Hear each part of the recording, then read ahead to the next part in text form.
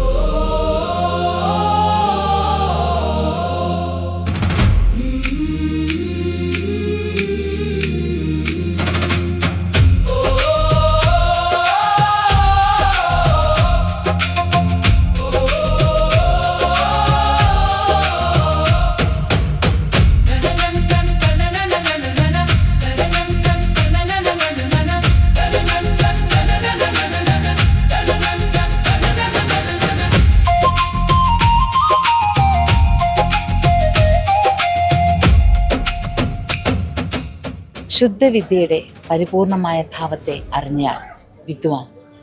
വിദ്വി എന്ന വാക്കിൽ നിന്ന് വാത്തി എന്ന വാക്കുണ്ടാകുന്നു.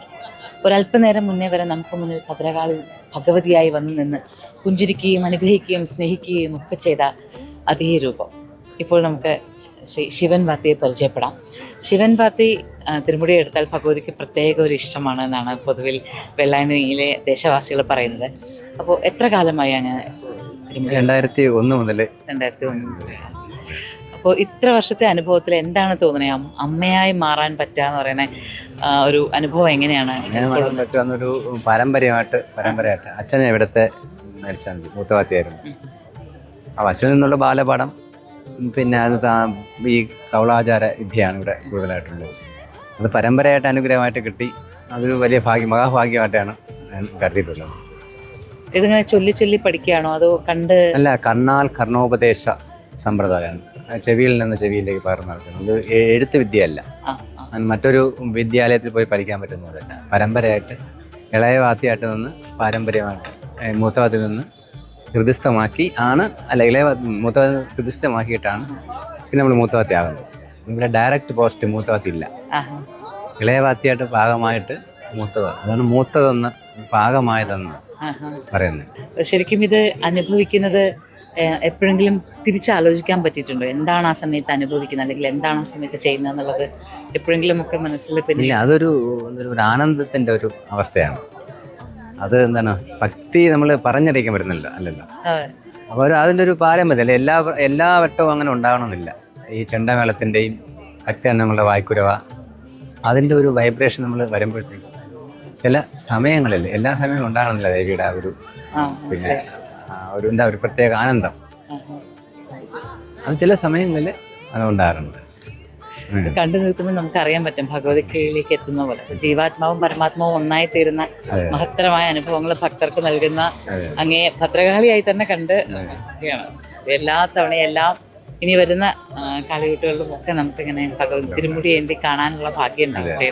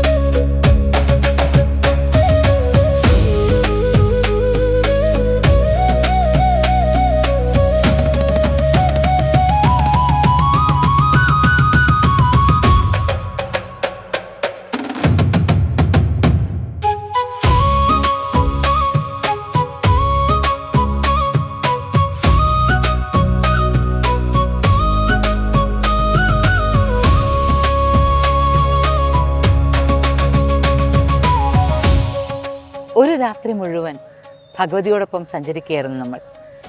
പിന്നെ ഭഗവതിയുടെ അന്വേഷണങ്ങൾക്ക് സാക്ഷിയാവുക, ഭഗവതിയുടെ അനുഗ്രഹങ്ങൾക്ക് പാത്രീഭവിക്കുക. ദിക്കുബലി എന്ന ഈ കാഴ്ച, ഈ അനുഗ്രഹം ഒരിക്കലും മറക്കുന്നതല്ല. ഇവിടേക്ക് ഭഗവതി വന്നു കഴിയുമ്പോൾ ഇവിടെ നമ്മൾ കണ്ട സന്നാഹങ്ങൾ, ആകെ ഒരു ആഘോഷം. എന്തൊരു വലിയ ആഘോഷമായിരുന്നു അത്. പൂവിരിച്ച മെത്തയിലൂടെ ഭഗവതി സഞ്ചരിക്കുന്നത്, ആഘോഷങ്ങൾ ഒക്കെയും ഒരു ഗംഭീരമായ ഒരു അനുഭവമാണ് നൽകിയത്. ഒരു രാത്രി ഇത് കാണുവാൻ തന്നെ ഒരു പ്രത്യേക തയ്യാറെടുപ്പ് വേണമെന്നിരിക്കെ വളരെയേറെ നാളുകളുടെ പരിശ്രമം തീർച്ചയായിട്ടും ഇതിന് പിന്നിൽ ഉണ്ടാകുമല്ലോ അല്ലേ? പാപ്പനംകോടിൻ്റെ ദിക്കുബലി ഒരു വിജയമാക്കി മാറ്റുന്നതിന് പിന്നിൽ സദാ സന്നദ്ധതയോടുകൂടി പ്രവർത്തിച്ചിരുന്നൊരു സംഘമുണ്ട്.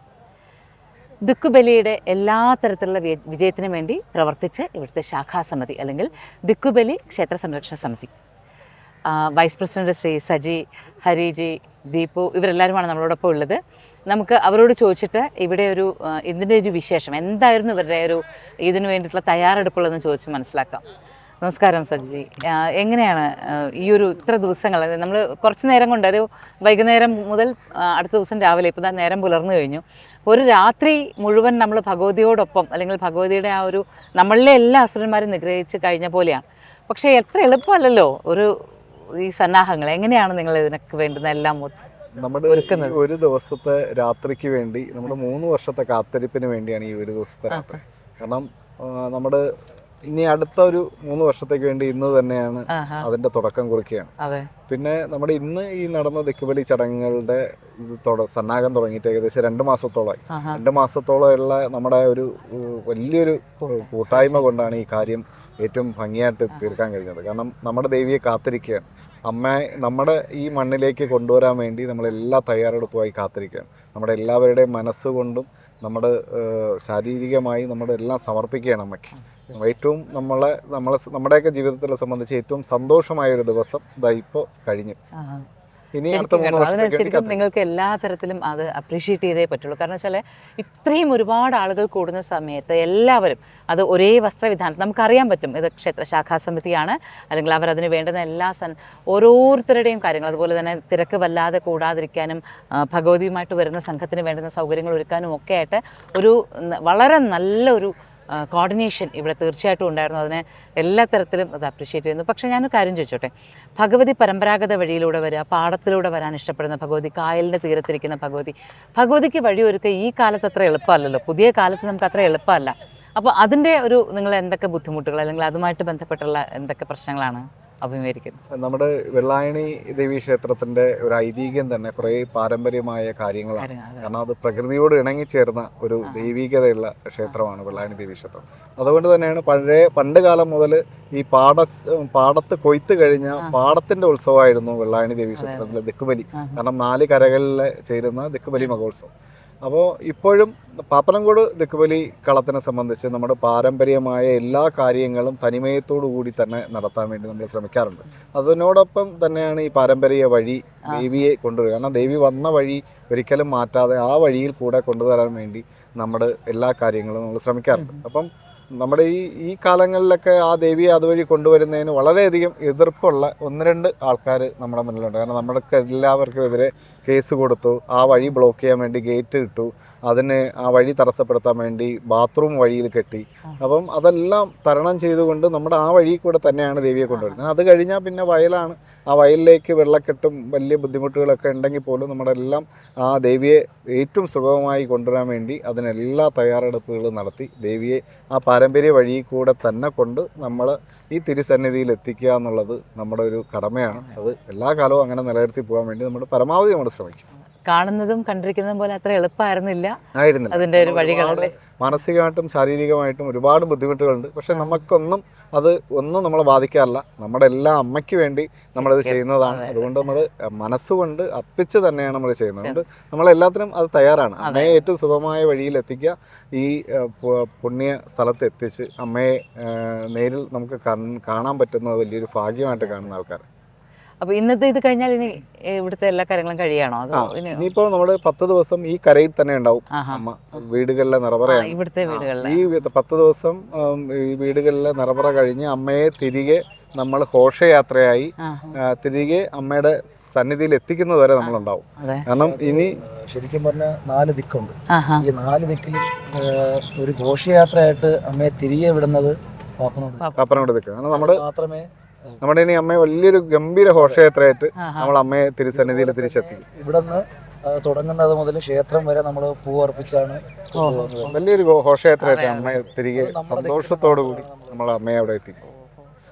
ഏതായാലും ശാഖാസമിതിയുടെ തുടക്കം എന്ന് പറഞ്ഞാൽ ഈ കാണുന്ന കളം ഒരാളുടെ അല്ല, പല ആൾക്കാരുടെ ആയിരുന്നു. അപ്പം ചില ആൾക്കാർ ഈ കളത്തിനെ തന്നെ ബാങ്കിൽ കൊണ്ട് ജപ്തി ചെയ്തിട്ട് ബാങ്കിൽ കൊണ്ട് ലോൺ വെച്ചിട്ട് അത് അടയ്ക്കാതെ പോയി.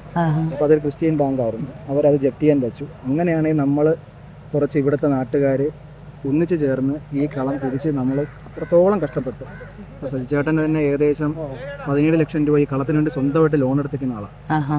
അതായത് ഇതന്നെ മമ്മ എന്ന് പറയില്ല, ഇതൊന്നും അദ്ദേഹത്തിന് വേണ്ടിയല്ല, എല്ലാം അമ്മയ്ക്ക് വേണ്ടിയിട്ടാണെന്ന് പറഞ്ഞു 17 ലക്ഷം രൂപ സ്വന്തം പേരിൽ ലോൺ എടുത്തിട്ടാണ് ഈ വസ്തു നമ്മൾ ബാങ്കിൻ്റെ അറ്റാച്ച്മെൻറ്റിൽ നിന്ന് മാറ്റിയിട്ട് ലോൺ എടുത്തത്. ഈ കാണുന്ന വസ്തുക്കളെല്ലാം നമ്മൾ ഓരോ ദിക്കുവലി കഴിയും തോറും ദേവിയുടെ പേരിൽ വാങ്ങിക്കുകയാണ്. അല്ലെങ്കിൽ ഇത് അടുത്തൊരാൾ ഇതേപോലെ അടുത്ത തലമുറ കഴിയുമ്പോൾ ഇതിനെ വീണ്ടും എന്തെങ്കിലും ചെയ്തിട്ട് ദേവി വരാൻ പറ്റാത്ത രീതിയിലോട്ടാക്കും.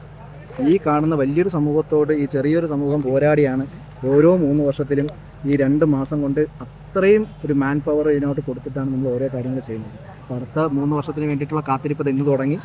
10 മണിയാകുമ്പോൾ ഈ കാണുന്ന കൊലകളെല്ലാം അതാത് വീടുകളിൽ എത്തിക്കുന്നു, എല്ലാ കാര്യങ്ങളും കഴിയുന്നു. 12 മണിയാകുമ്പോൾ നമ്മളെ വഴിയിൽ പോകും. ഇനി 2029 അല്ലേ അടുത്ത കാലം നോക്കുക.